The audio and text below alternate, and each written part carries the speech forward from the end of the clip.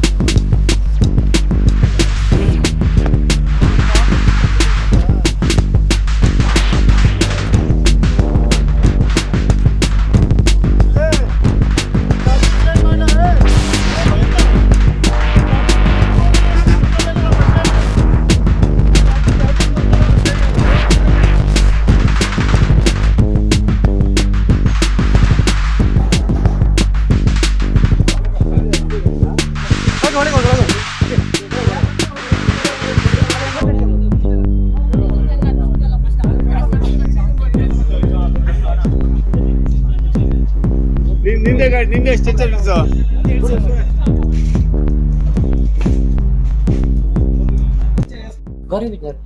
ಎಲ್ಲಿ ಎಲ್ಲಾಗಿತ್ತು ಅಪಘಾತ ಇದು?